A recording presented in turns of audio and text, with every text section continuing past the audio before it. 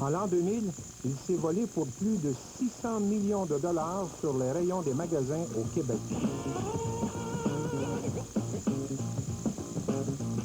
Comment font les voleurs et que faire pour les stopper?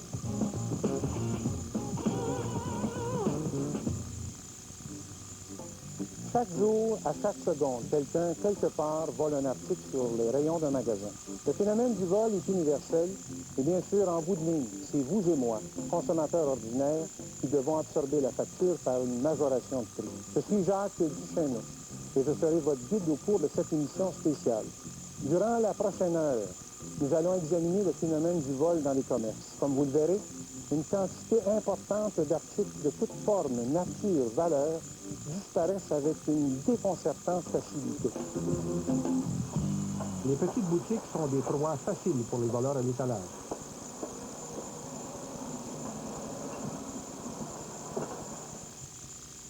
Bonjour.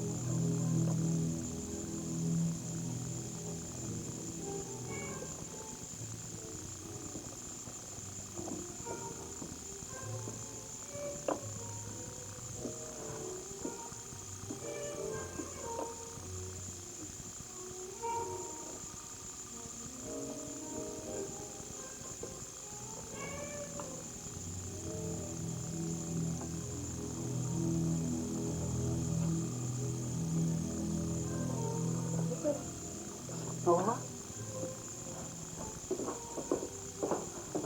Bonjour madame. Oh non, merci, regarde. Si vous avez besoin d'aide, n'hésitez pas, parfait.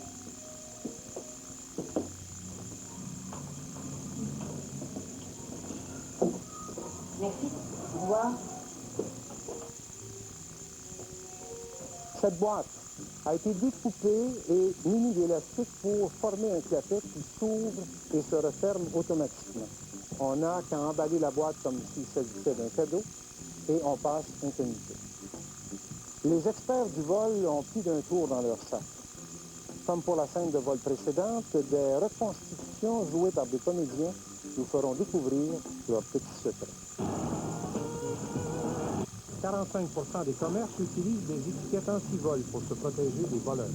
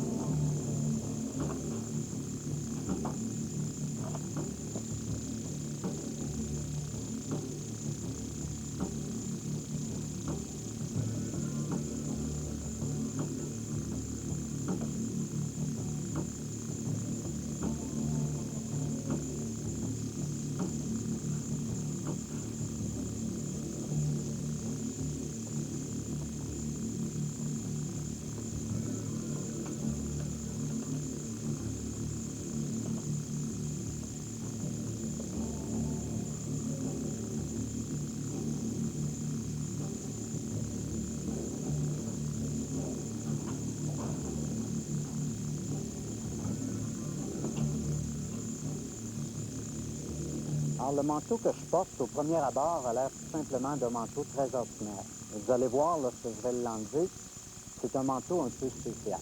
Vous l'avez vu dans la dramatique tout à l'heure, et la personne s'en servait pour voler des CD. Il y avait beaucoup de place pour en mettre. Si on regarde les deux poches à l'intérieur de la doublure, sont deux poches très profondes.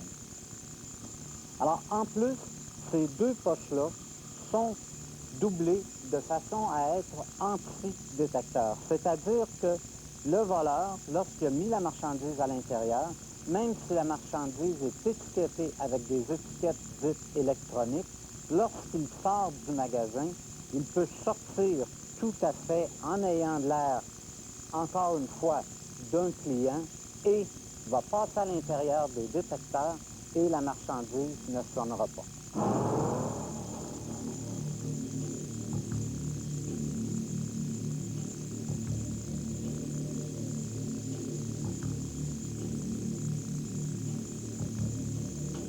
Alors, ce qu'on vient de voir ici n'est pas un montage fait avec des acteurs. C'est un cas qui a été pris dans un grand magasin avec les caméras de surveillance.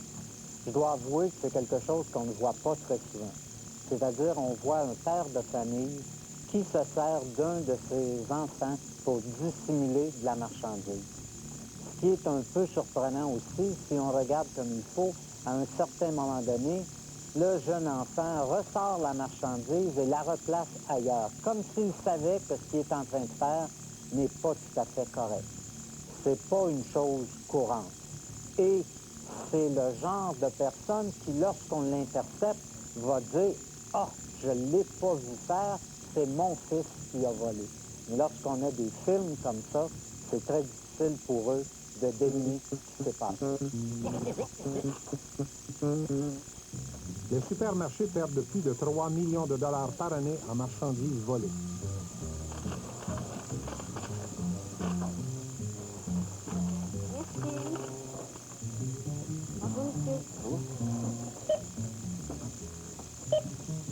Ah, tenez, vous donnez des chèques. Ah oui, j'oubliais mon En laissez faire, je connais le code. Vous avez juste à mettre ça sur votre sac. Merci. Faites 18 et 41, s'il vous plaît. Bonne fin de journée, monsieur. aussi. Bonjour. Le sac que vous venez de voir est muni d'un deuxième sac à l'intérieur. Le voleur l'a rempli de viande et de fruits de mer, les deux produits les plus volés à l'épicerie. À l'avant, pour dissimuler l'ouverture, on a collé un deuxième sac identique. Les voleurs ne manquent pas de cachettes surprenantes pour dissimuler leurs marchandises. Mais en réalité, c'est bien plus leur habileté à distraire vendeurs et caissières qui font d'eux des voleurs efficaces.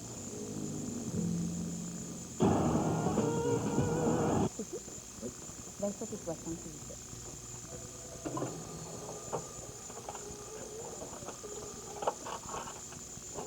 Voilà.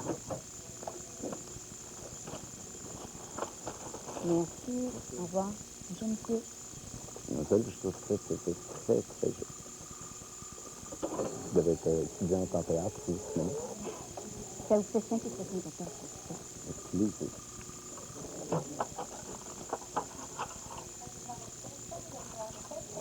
Voilà. Merci. Excusez-moi, je vais te donner un 20. Vous venez de me remettre ta monnaie pour un 10. Oui, je suis désolée, monsieur, je suis certaine que vous m'avez donné un Non, je suis sûr, je tenais un 20 dans la main. Je vais donner un 20. Oui. Non, écoutez, mademoiselle, je suis sûr de vous avoir donné un 20. Si vous ne croyez pas, on va régler ça avec votre gérant. Non, c'est beau. Je me suis peut-être trompée. Voilà. Merci. Bonjour. L'arnaque-là fonctionne dans la mesure où l'intervenant, le fraudeur, utilise une stratégie de, comment dirais-je, de séduction pour dérouter un petit peu la caissière ou le caissier dans sa manœuvre de travail. Là, au moment de partir, il va lui dire qu'effectivement, il s'est trompé et qu'il lui avait donné 20 $. La caissière, toujours sur son image, je dirais, du sentiment sympathique du client sympathique, va lui répondre qu'effectivement, non, elle ne s'est pas trompée. Et là, elle va être déstabilisée parce que le pseudo-client, le fraudeur, là, va devenir très agressif, violent dans ses paroles. Et bien souvent, pour éviter un problème aux caisses, ce qui va arriver, c'est qu'on va donner la différence demandée, c'est-à-dire sur 20 $.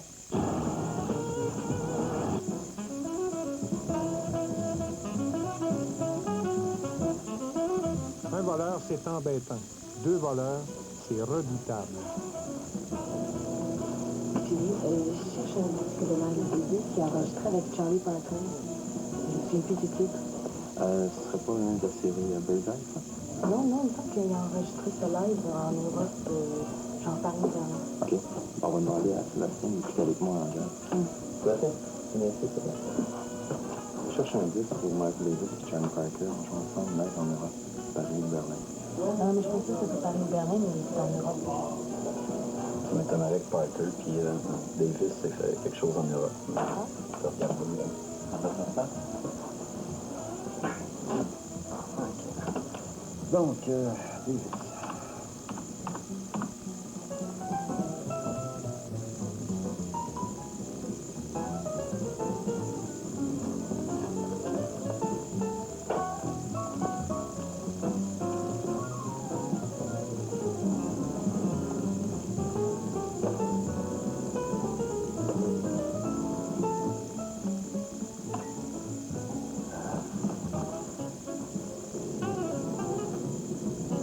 En fait, il s'agit de focaliser l'attention des vendeurs. Les voleurs professionnels utilisent cette façon de faire pour créer une opportunité de voler. Soit en posant une question bien précise à un vendeur, une question tout à fait judicieuse, mais qui nécessite des recherches. À ce moment-là, l'employé, lui, va s'occuper à rechercher pour répondre aux clients. Et durant ce temps-là, évidemment, son complice aura tout le loisir à l'intérieur du magasin de s'adonner au vol parce qu'il aura beaucoup moins de surveillance. Bien souvent, les voleurs professionnels vont utiliser des outils tels que des sacs blindés. Il s'agit en fait de sacs plastiques tout à fait normal, mais avec un revêtement intérieur blindé. Voici un exemplaire. Ça, c'est un sac avec un revêtement spécial qui a pour objectif d'annuler tous les systèmes anti-vol à la sortie des magasins. C'est qu'un voleur peut à ce moment-là mettre n'importe quel produit à l'intérieur de ça et sortir sans faire déclencher le système. Ça ici, lorsqu'on a intercepté ces gens-là, c'était une famille. La grand-mère, la mère et leur jeune fille de 17 ou 18 ans. La grand-mère avait ceci alentour de la taille et en dessous de son manteau. Et la jeune fille et la mère venaient à tour de rôle déposer la marchandise à l'intérieur. Lorsqu'on les a interceptés, il y avait près de 250 $ de marchandises diverses à l'intérieur. Moi, je faisais du vol à l'étalage, j'allais avec une fille, là, puis on rentrait dans une petite boutique, puis j'allais dans une petite boutique, c'était pas surveillance trop tôt, s'il y a une personne seulement. Comme des grands magasins comme Walmart, des places comme ça, ben, il y a tellement de monde, puis il ne faut pas grand-chose. Quand tu travailles avec quelqu'un qui est professionnel, ben, pas l'autre sur la vraie, qu'on a opéré, là, à tout le monde. Puis, un coup de donné une fois, ben, c'est assez facile. La manière qu'elle opérait, ça allait bien. J'arrivais avec ça. J'allais magasiner tous les jours. À un moment donné, je faisais 15 cents, des fois 2000 pièces. À un moment donné, on était trois, là, que deux filles qui travaillaient avec moi. Puis on rentrait dans les boutiques de cuir. On commandait soit des pièces de moto en arrière. Pendant que l'employé, il allait vérifier dans l'arrière, les filles rentraient. Puis c'était pas long, puis ça sortait avec 10-12 feuilles de cuir, puis des kilos de cuir. Une des façons de faire des voleurs professionnels également, c'est qu'il va y avoir une personne, un petit jeune qui va entrer, par exemple, habillé en type squeegee, parce qu'ils vont utiliser les préjugés des gens qui sont bien souvent non fondés, mais qui vont être utilisés de la même manière. Alors le petit squeegee va rentrer dans le magasin, va avoir une attitude un petit peu arrogante à l'endroit des employés. Tous les employés donc vont le surveiller pour faire attention qu'il ne se fasse pas voler. Et pendant ce temps-là, le complice qui lui est habillé différemment, passe partout on va dire, lui peut s'adonner au vol parce qu'il n'y a aucune surveillance sur le plancher. Tout le monde regarde le petit squeegee. Comme on voit, il y a deux jeunes hommes qui sont là et qui, tout en cachant la vue de passants ou de vendeurs qui auraient pu être très près, essayaient aussi un peu d'attirer l'attention de qui que ce soit, vendeur ou détective, qui aurait pu les regarder. Comme vous voyez, ils touchent à peine à la marchandise, ils n'ont pas de l'air intéressés du tout, changent de place constamment. Alors, en les surveillant, le détective qui était assigné aux caméras a quand même remarqué que derrière eux, il y avait deux femmes aux agissements très bizarres. Comme vous le voyez, les deux dames en question volent ensemble 1200 $ de chandail et de chemise. On les voit insérer les chandails et les chemises à l'intérieur de la jupe, à l'intérieur de laquelle la dame portait une combinaison serrée à la cheville qui permettait de laisser tomber les chandails. C'est pour ça qu'à plusieurs occasions, on la voit, elle ou sa copine, qui remonte le tout pour que ça se tienne quand même bien. Alors, le détective qui était sur les caméras, tout en regardant de temps en temps les deux jeunes hommes, ne lâche pas les deux dames en question et lorsqu'ils quittent le magasin, ils demandent de l'aide et on va les intercepter après être sortis du magasin.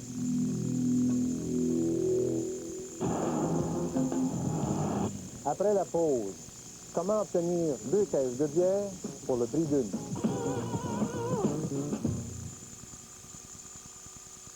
Olé vous propose de prendre une pause, car après avoir utilisé l'hydratant anti-âge Total Effects, votre peau n'aura peut-être plus jamais la même apparence. Il donne de meilleurs résultats plus rapidement que ces produits de marque offerts dans les grands magasins. Instantanément, votre teint s'embellit, l'apparence des taches pigmentaires s'estompe, et Total Effects s'agit pour combattre 7 signes visibles de l'âge avec le temps. Alors pourquoi viser loin dans l'avenir? L'objectif, c'est de se voir plus jeune maintenant. Avec Total Effects de Olé, c'est beau d'être bien dans sa peau, plus rapidement.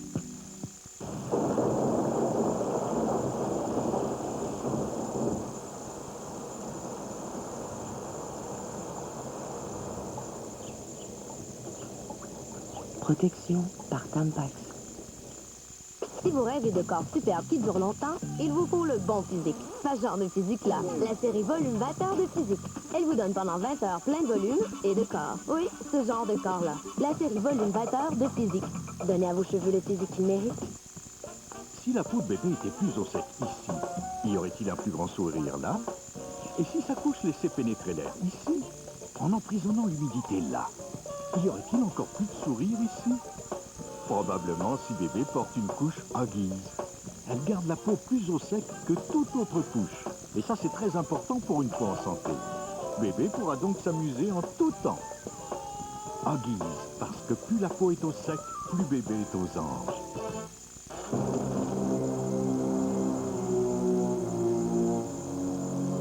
Maintenant à l'affiche dans les salons près de chez vous, le maïs a éclaté, l'ultime style cinéma d'Orville Redenbacher.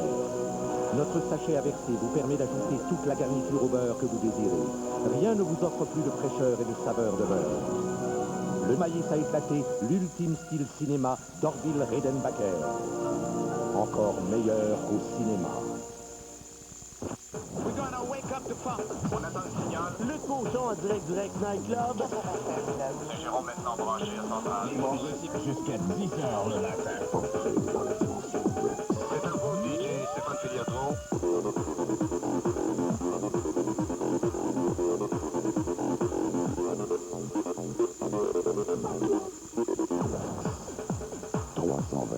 Saint-Georges, Saint-Jérôme. Sortie centre-ville. Autoroute 15. A song for the broken hearted.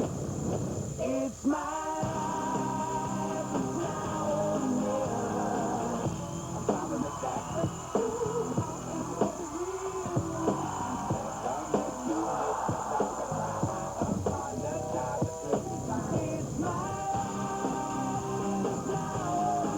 En humour et en musique, totalement numéro 1.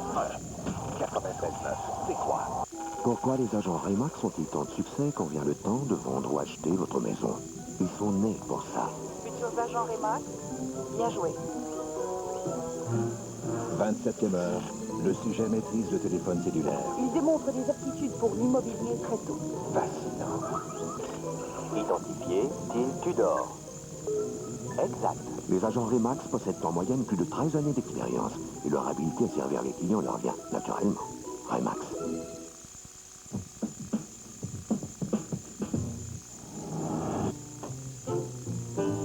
Dans les dépanneurs, c'est l'alcool qui est le plus convoité par les voleurs. Et voilà. Bonne soirée.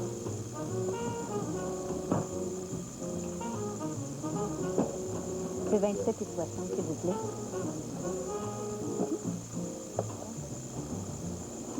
Bonne soirée.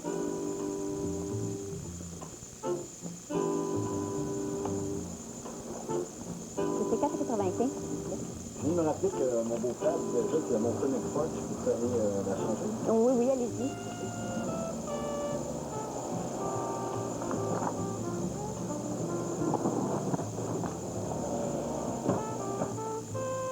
Bonne fin de semaine. La scène vous semble banale. Un client qui s'est tout simplement trompé de marque de bière. Un simple échange, pourtant, c'est un vieux truc qui marche encore.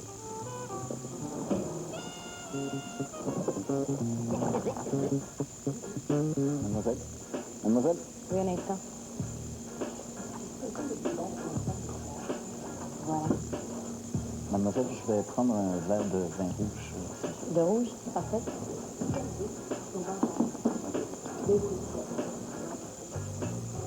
Voilà. Ça fait 4,50, c'est ça? Merci. Un gin tonic? Parfait. Oui, j'ai compris. Voilà, merci. Excusez-moi. Oui? Je vous ai donné un 20 $. Vous venez de me remettre la monnaie pour prendre un petit. Là, j'ai dit un... Non, je vous ai donné un 20. Oui, c'est vrai, il y avait effectivement 20 $ dans mes mains.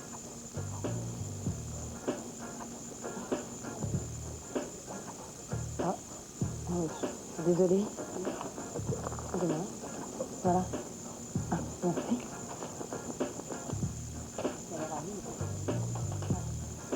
Vous aussi, vous voyez ce billet de 20 $. Bien sûr, je fais tout pour que vous le remarquiez, exactement comme le voleur auprès des clients du bar. La serveuse, elle aussi, a vu le billet de 20 $, mais comme elle avait plusieurs clients à servir en même temps, c'est un peu comme un truc de magie. Lorsqu'on met l'argent dans la main de la serveuse, on lui glisse un 10 $ au lieu d'un 20. Tous les magiciens du monde vous le diront. Lorsque c'est bien fait, la main est beaucoup plus vite que l'œil. Comme nous le verrons, certains voleurs rivalisent d'agilité avec les meilleurs magiciens.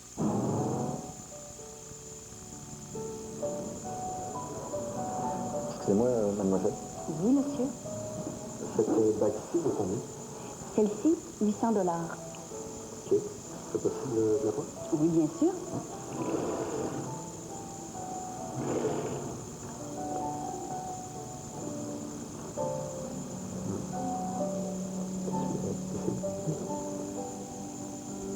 Oh, elle est super belle. Ah, je suis sûre qu'elle l'aimerait, elle est très classique. Et celle-là? Ce serait possible de la voir? Oui.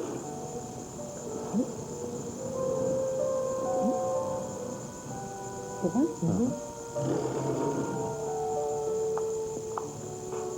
Voilà. Ah oui. La celle-ci aussi est très jolie. Oh, wow. Les deux sont super pour difficile de choisir. Est-ce qu'on pourrait revoir la première? Oui.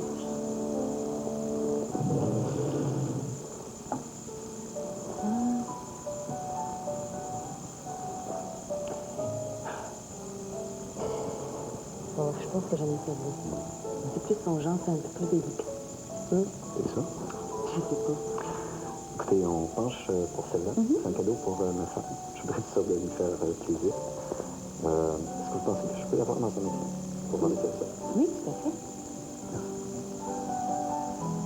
Voilà. Voilà. Ah. Ah, c'est très belle. Oh, wow. OK. Je vais un bracelet qui m'intéresse.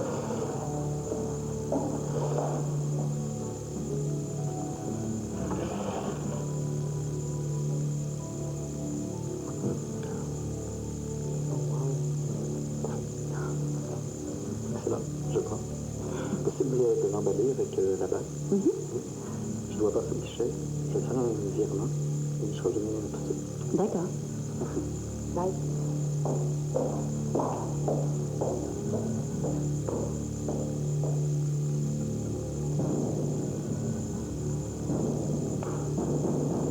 Pour le coup, la bijouterie, en fait, le couple se présente très bien habillé pour dénoter une certaine aisance sociale. Ils se présentent donc dans une bijouterie et veulent acheter une bijou d'une certaine valeur, notamment une bague, c'est beaucoup plus facile pour la manipulation. Ce couple-là, évidemment, jouit d'une grande facilité digne d'un prestidigitateur. L'objectif, donc, c'est d'endormir un petit peu les soupçons éventuels du vendeur en discutant avec et en faisant sortir plusieurs bijoux d'une vitrine. Cela faisant, le couple se parle entre eux en expliquant est-ce que cette bague-là te plaît, non, elle te plaît pas, etc. Je vais essayer celle-ci, je vais essayer celle-là. Et à la fin, eh bien, ils présentent les bagues dans leurs divers écrins.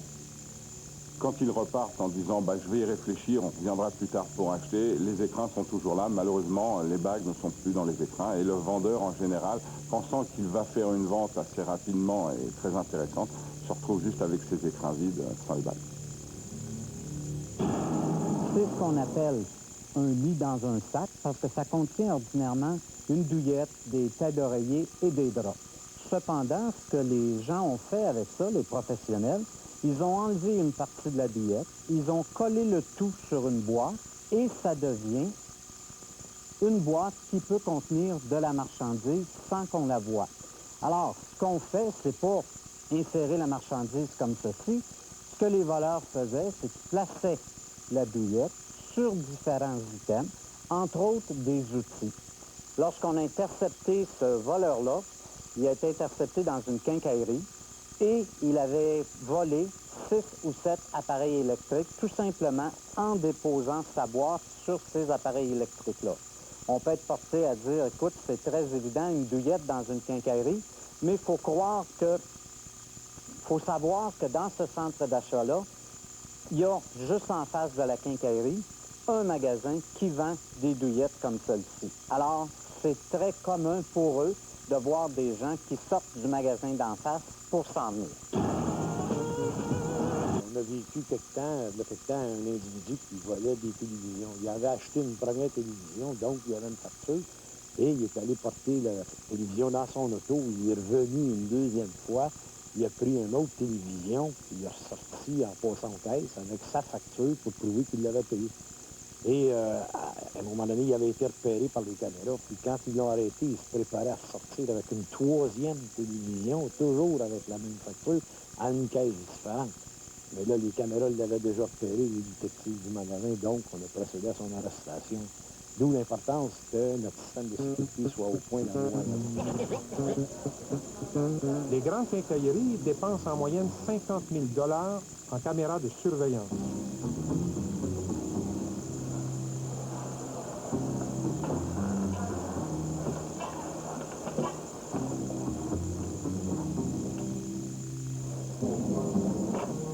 Bonjour.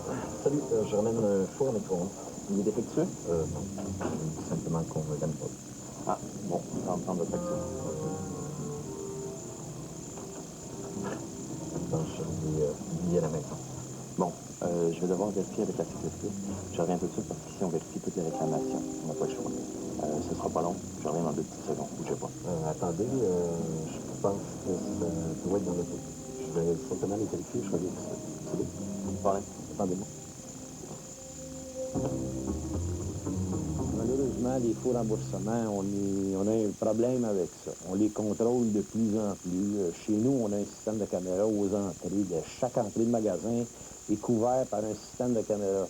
Donc, quelqu'un qui entre dans le magasin sans l'article en question, si on prend un faux micro-ondes ou une petite télévision, se dirige au comptoir de service pour se faire rembourser. Et il n'y a pas sa facture. Donc, à ce moment-là, en 5 minutes, on peut vérifier à partir de nos systèmes de caméra si la personne est entrée avec ou si elle n'est pas entrée avec le système. Et quand on lui dit qu'on va aller visionner nos caméras si la personne est entrée avec, à ce moment-là, le potent dit, ben, écoute, j'ai ma facture dans l'auto, je vais aller la chercher, ça sera pas long. Et la personne sort et 99% du temps, ils ne reviennent pas. On a aussi d'autres trucs pour déceler les faux remboursements. C'est bien sûr que moi, je suis un vieux de la vieille. Là, fait que, anciennement, ce qu'on faisait, c'est que quand un client entrait avec une boîte, si on était en hiver, la boîte devait être froide normalement si le client arrivait de l'extérieur. Par contre, s'il était chaude, on avait des grosses chances, la boîte était de l'intérieur. Donc, la personne l'avait pris, ça tapait. Bonsoir. Robert Trudel, représentant commercial pour Benson & Edge. Vous passez une bonne soirée? Oui. On est en train de changer tous les présentoirs Benson & Edge dans tous les magasins. J'ai parlé au gérant tout à l'heure, il m'a dit que je pouvais le changer tout de suite. J'en ai un dans l'auto. Je pars avec celui-là, je vous ramène l'autre tout de suite. Oui.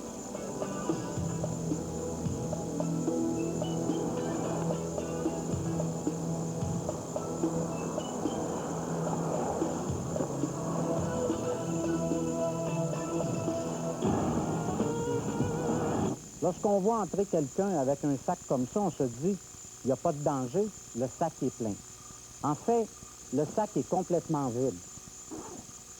Ce qu'on a fait, c'est qu'on a inséré du carton tout le tour pour laisser croire que le sac était plein, pour ne pas attirer l'attention. Alors, on ne fait qu'insérer la marchandise dedans, et lorsqu'on sort, le sac n'a pas de l'air plus plein qu'il avait l'air lorsque la personne est entrée avec. Ce sont des appareils dont les voleurs professionnels se servent.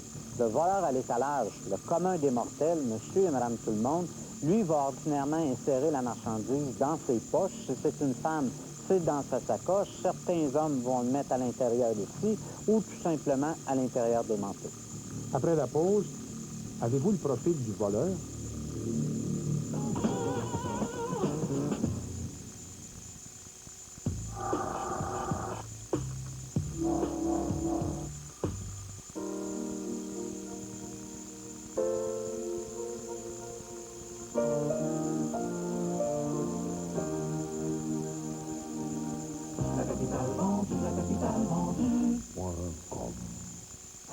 Ford et McDo, lancez compte à TQS jusqu'au 24 avril. Découvrez les scores de Ford et de McDonald's à travers la grille de TQS et pendant lancez compte.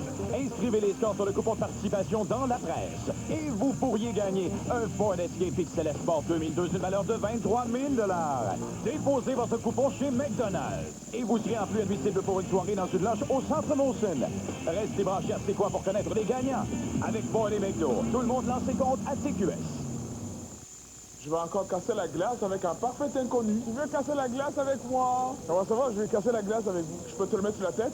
Ça rafraîchit, hein? Ça fait du bien? J'ai autre chose pour vous rafraîchir. Je vais vous donner une gomme? Tiens. Hey, je peux pas raconter ça. Qu'est-ce que tu sens, là? Excellent. Rafraîchissant à fond. C'est un party dans ma bouche, puis tout le monde est invité.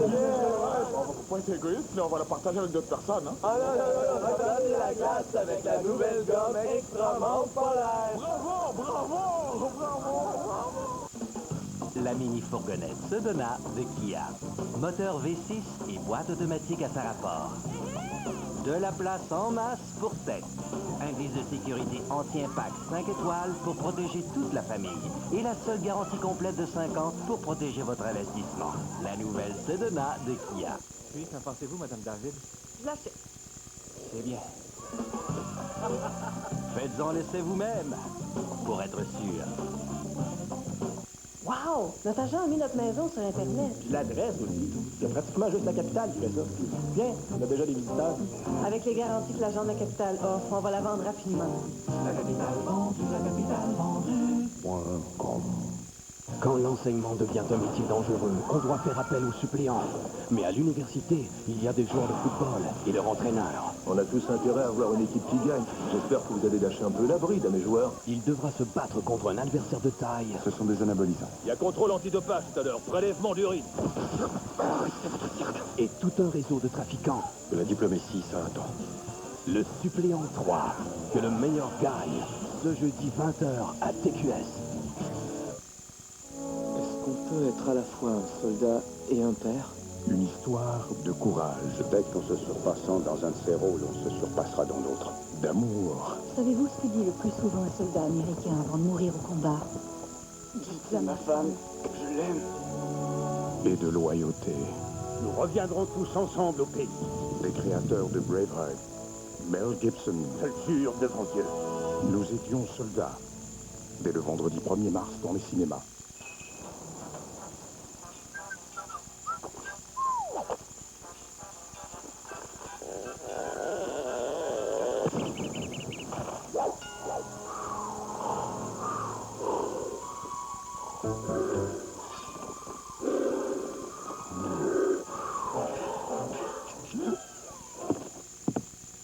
Joe, t'es imbattable. Le Joe Louis de Vachon, offert avec 50% plus de garniture crémeuse.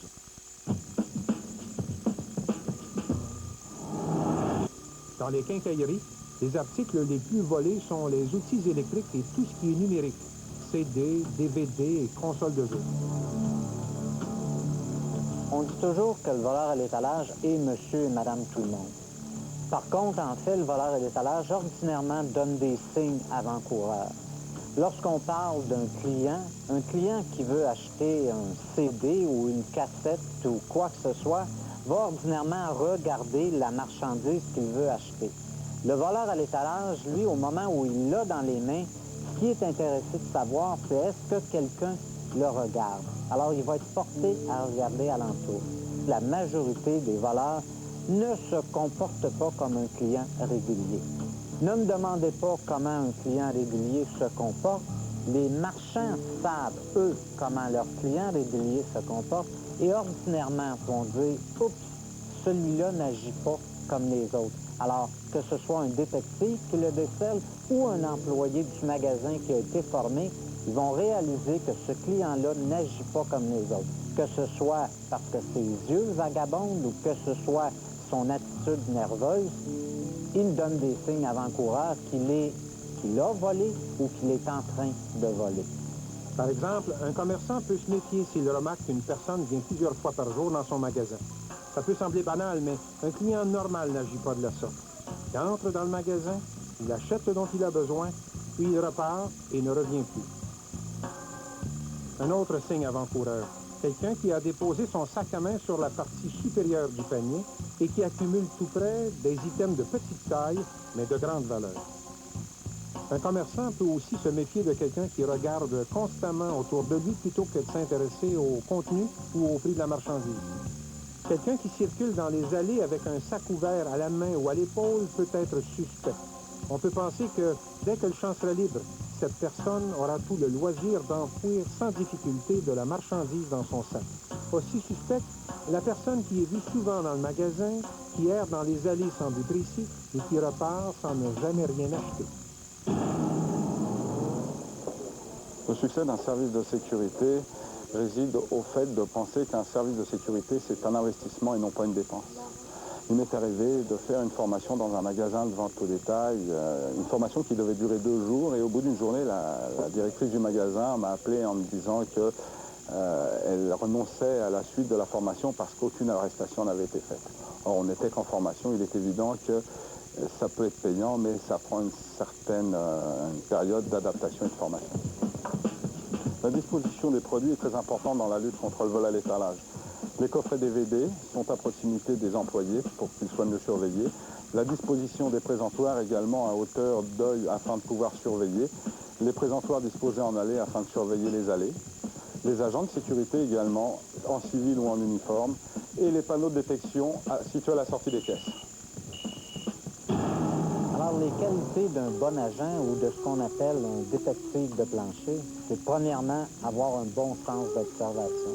Être capable de remarquer le client qui n'agit pas comme les autres. Ensuite de ça, il doit avoir de la patience, parce que c'est très long de travailler dans un commerce et de chercher qui est le client qui va sortir avec de la marchandise non payée.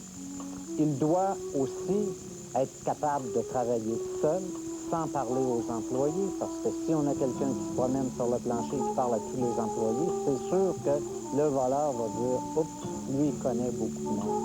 Alors, patience, bon sens d'observation. C'est certain qu'une petite boutique de à peine quelques pieds carrés n'a pas les mêmes moyens qu'un magasin à grande surface pour se protéger. Par contre, pour la petite boutique, presque son seul outil, c'est la formation de ses employés. C'est un individu qui se présentait dans nos magasins et qui payait sa marchandise avec des rouleaux d'argent. Et à chaque bout, il avait mis des 25 cents. Mais dans le milieu, c'était un tuyau. Fait que la petite fille, le premier rouleau qu'il donnait, c'est sûr que c'était des bons 25 cents, donc elle pouvait le voir. Mais les autres, c'était des rouleaux avec 2 25 cents de chaque bout. On s'était fait prendre une fois avec ça, mais ça n'a pas été là qu'on a avisé tout le monde après. Vous avez une bonne histoire de vol? Écrivez-nous. Voici 2 billets de 10 $. Ils vous semblent identiques? ne le sont pas. L'un est vrai, l'autre faux. Celui-ci a été fabriqué facilement avec un ordinateur personnel, un scanner et une imprimante couleur. Bien sûr, les experts verraient de très nombreux détails qui les distinguent. Mais voici un truc facile pour reconnaître un faux billet d'un vrai. Remarquez les 3 feuilles d'érable qui apparaissent et disparaissent lorsque j'incline le vrai billet. Par contre, ça ne fonctionne pas avec un faux. Malgré ces différences pourtant bien évidentes, de nombreux commerçants se font passer occasionnellement de faux billets. Alors, imaginez le problème avec les cartes de crédit. Après la pause, nous allons vous montrer comme il est facile de fabriquer une fausse carte de crédit.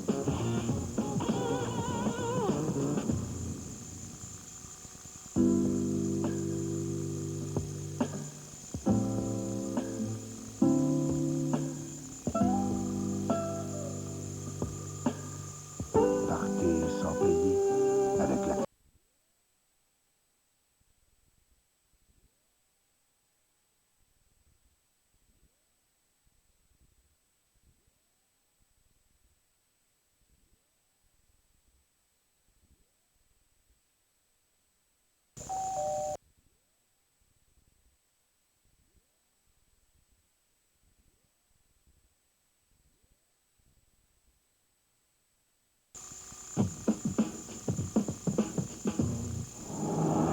J'ai dans les mains ce qu'on appelle un lecteur de carte de crédit. Cet appareil-là sert à lire l'information contenue sur une bande magnétique d'une carte. Alors, on s'entend sur tout genre de cartes. Les fraudeurs les utilisent pour enregistrer l'information contenue sur une bande magnétique d'une carte de crédit. Sur cette bande-là, on doit retrouver normalement le numéro de la carte de crédit, c'est le même qui est embossé sur la carte. Parce que les fraudeurs, la façon que les fraudeurs fonctionnent, ils vont se présenter dans un commerce, ils vont demander à un employé, ils vont lui offrir d'utiliser ça pendant une journée, 2 jours, un laps de temps assez court en général. L'employé, tout ce qu'il doit faire, c'est à chaque fois qu'il fait une transaction, à chaque fois qu'il prend la carte d'un client, il doit l'insérer à l'intérieur de cet appareil-là, à l'insu du client, naturellement. Ce que ça fait, c'est que ça garde en mémoire l'information de plusieurs cartes. On a déjà vu jusqu'à 40 cartes dans l'intérieur du même appareil. Le fraudeur reprend son appareil et, à l'aide d'un ordinateur sophistiqué qui a tout ce qu'il faut, il va reproduire sur une autre carte de plastique qui a été volée auparavant, qui sont normalement échues aussi ou qui vont avoir qui ne servent plus aux clients. Il va reproduire sur cette nouvelle bande magnétique-là l'information de la première carte. Cette nouvelle carte-là, qui est une fausse carte, à chaque fois qu'elle va être utilisée pour faire une transaction, ça va être autorisé dans le terminal qu'on appelle point de vente chez un commerçant. OK, c'est pas grave, on va être en retard, on va faire une livraison partielle. Ça fait 27 et 60, s'il vous plaît. Non, comme je sais pas si Martin va pouvoir te répondre là-dessus. Je vous demande de sortir la première version. Lâche ça. Je veux qu'il embarque en urgence là-dessus. Parfait. Non, pour l'instant, sauf des Bonjour, madame. C'est-à-dire que une charge les données du client. 10 et 4, s'il vous plaît. Très bien. Je devrais arriver dans quelle heure de pointe. Je vais arriver dans une demi-heure maximum. Voilà. OK? Dès que j'arrive, je veux que tout le monde... Bonjour, Attends, 30 secondes. Bonjour. Je suis assez précis, si vous pouvez faire. Oui. Dès que j'arrive, je veux tout le monde en salle de réunion. Ça fait 169 et 7, s'il vous plaît. Très bien. OK, je vais arriver tout à l'heure. Ciao. Ce sera pas bien long. Non, ça va pas faire. Je vais vous donner un crayon. Je vais vous demander de signer, s'il vous plaît.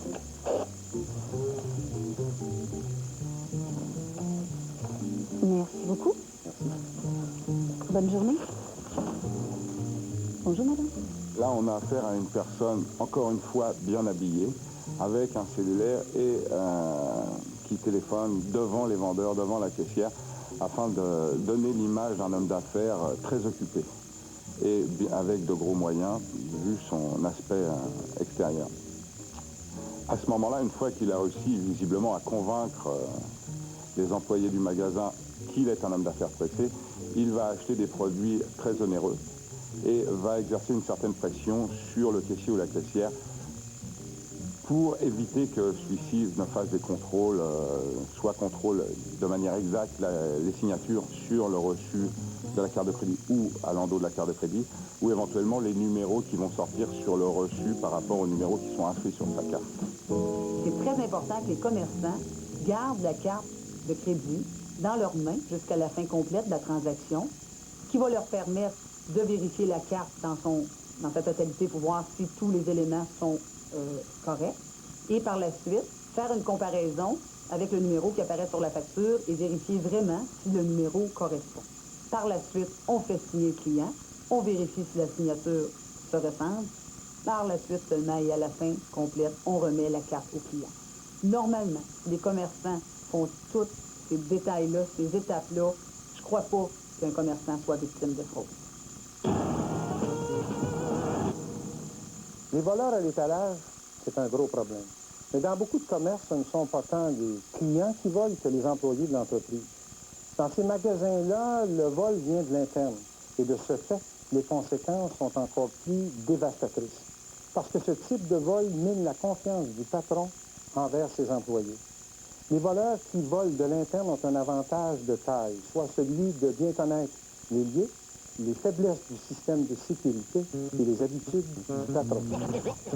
On travaillait pour un propriétaire de commerce qui trouvait qu'il y avait beaucoup de marchandises qui disparaissaient. Alors après surveillance, on s'est aperçu que son meilleur ami, qui était aussi son gérant d'épicerie, faisait ses commandes à toutes les semaines lors de la journée de congé du propriétaire. Pratiquement tous les employés du commerce étaient au courant. Personne n'osait aller voir le propriétaire parce que le gérant d'épicerie était, entre guillemets, son grand copain.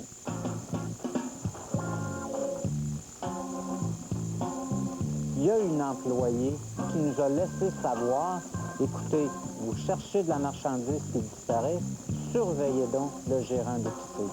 Première journée de surveillance, lorsque le gérant d'épicerie est sorti du magasin, on était là pour lui aider à porter sa commande, qui équivalait à peu près à 200 $ de marchandises et qu'il faisait à toutes les semaines de façon régulière. Ce qui est un peu inquiétant dans toute la problématique des pertes subies par les détaillants, c'est qu'on dénote une tendance que j'oserais qualifier de tendance lourde sur une augmentation des vols associés au vol interne, en fait, du problème du vol interne. Une autre facette du vol interne qui existe dans à peu près tous les types de commerces, c'est ce qu'on appelle les prix d'amis. C'est-à-dire que lorsque les amis ou la famille viennent magasiner, on ne charge pas le bon prix. Alors ça, c'est une autre chose qui coûte encore une fois très cher aux commerçants. Tu vois comme ça? Parfait. Ça va saluer Antoine de ma part. Ça va me faire plaisir. Alors, les pertes qui sont subies par les détaillants au Québec en matière de vol étalage, vol interne ou erreur administrative se chiffrent au bas mot à plus de 600 millions de dollars par année. Ça, c'est suivant notre sondage effectué il y a moins de 2 ans. De ça, on peut conclure que quotidiennement, on subit environ 850 000 $ de vol à l'étalage et 500 000 $ liés au vol interne.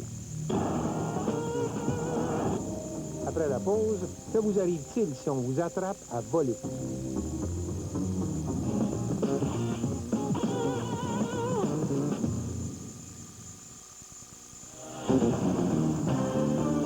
Bonsoir, ici Jean Lapierre. Ce soir au Grand Journal, le président du syndicat de gardiens de prison a vidé son sac. Régent Lagarde met en lumière 3 cas de gardiens de prison qui ont été congédiés pour avoir entretenu des liens avec des groupes criminalisés. Selon lui, le processus d'embauche des gardiens est une véritable passoire.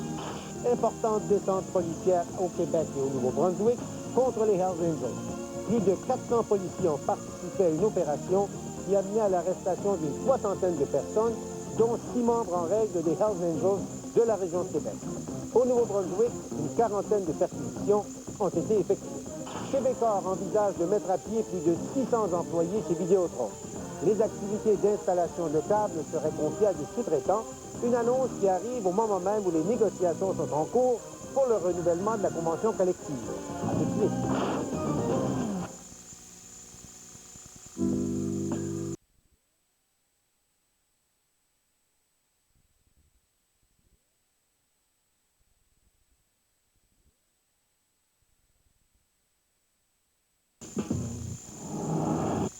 Pour freiner le vol, il ne faut pas regarder uniquement du côté des voleurs. Le vol n'existerait pas si on n'avait pas par la suite une possibilité de revendre la marchandise volée. Il semblerait qu'il y ait des boutiques de seconde main qui revendent du stock issu de vol à l'étalage. Moi-même, je suis rentré dans un de ces magasins et j'ai trouvé un de nos disques avec encore l'étiquette coup de cœur Renaud-Bré, ce qui pourrait tendre à prouver qu'effectivement, enfin à prouver peut-être pas, mais au moins tendre à dire que c'est un produit qui sort de chez nous et qui était volé. On se fait voler beaucoup dans nos magasins. Donc, ce qu'on fait aussi 2 fois par année, 3 fois par année, c'est qu'on fait la visite des marchés aux puces pour essayer de découvrir où notre marchandise est écoulée. Alors, on se promène dans les marchés aux puces à travers le Québec et on fait des vérifications. Pour nous, c'est peut-être facile d'identifier notre marchandise parce qu'on a des produits Mastercraft qui sont identifiables facilement. On a des produits qui sont exclusifs à Canadian Tire. Donc, ça nous donne en partant une chance de plus d'essayer de découvrir notre marchandise dans les marchés aux puces. C'est arrivé à quelques occasions qu'on a découvert de la marchandise, là, dont, entre autres, une journée, je me rappelle, j'étais en moto, puis je visitais le magasin, j'étais habillé comme un rocker, puis j'avais vu un individu qui vendait des outils Mastercraft sur sa table, je lui avais demandé où tu te procures ça, il dit, moi j'achète ça d'un surplus de Canadian Tire, puis j'ai dit, si je brise l'outil, je fais quoi? Ben, tu fais juste aller chez Canadian Tire, ils vont te le remplacer, c'est garanti. Mais moi, je savais qu'ils ne pouvaient pas s'être procuré ça comme ça chez Canadian Tire, on n'en vend pas. Donc, on a fait venir les policiers, on a fait arrêter l'individu pour vol et recel parce qu'ils ne pouvaient pas prouver qu'il avait payé la marchandise. Ils ne pouvaient pas déterminer la provenance. Donc, il a dit que c'était 2 gars qui avaient vendu ça sur la rue, donc c'était du recel. Il avait été arrêté.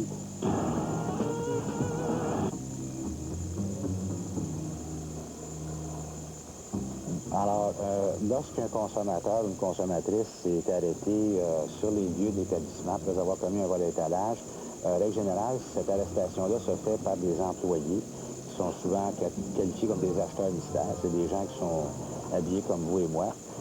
Lorsque cette personne-là est arrêtée, normalement, elle doit être remise au corps policier de la région où l'arrestation s'est faite pour éventuellement être assujetti aux accusations de vol à étalage en vertu du code criminel. Bon, en règle générale, les peines qui sont encourues par les personnes qui sont condamnées pour vol à l'étalage se situent aux alentours d'une amende, soit une amende ou des travaux communautaires. Et en règle générale, les amendes sont quand même relativement légères. La dissuasion, si je peux m'exprimer ainsi, l'élément dissuasif d'une peine est quasiment inexistant dans le contexte judiciaire actuel.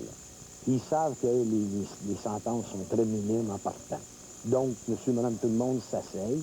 Puis les professionnels encore plus, parce que les autres se disent, si je me fais prendre, c'est pas grave. J'ai un dossier criminel. Quand même, j'ai un dossier criminel pour 10 shots ou un coup ou 10 coups, ça change rien. Il y a le même dossier criminel. Ça va coûter peut-être 100$, 200$ à sa 5e et 6e offense. Mais si ça coûtait 5 000, puis s'il ne peut pas le payer, il passe les 2 semaines, les 3 semaines ou un mois en prison, peut-être qu'il va arrêter de voler. Les vols à l'étalage, les vols internes et les fraudes coûtent cher aux entreprises.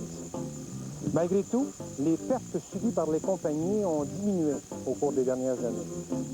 Légèrement, mais elles ont diminué quand même. Pourquoi? Parce que les détaillants du Québec ont adopté une approche beaucoup plus rigoureuse qu'avant et qu'ils réussissent à piéger plus souvent les voleurs.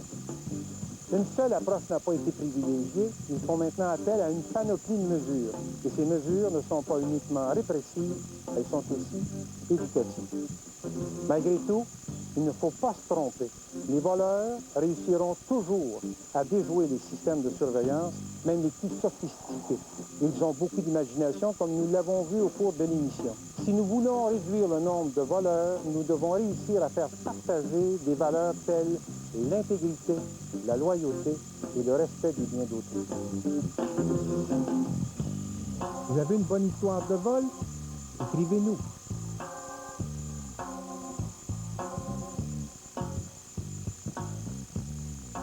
Les spéciaux du mercredi présenteront la semaine prochaine de flagrants délits d'adultère filmés par des caméras cachées. Voyez Cocu Cocu le 6 mars à 21h. Et dans un moment, le grand journal avec Jean Lapierre.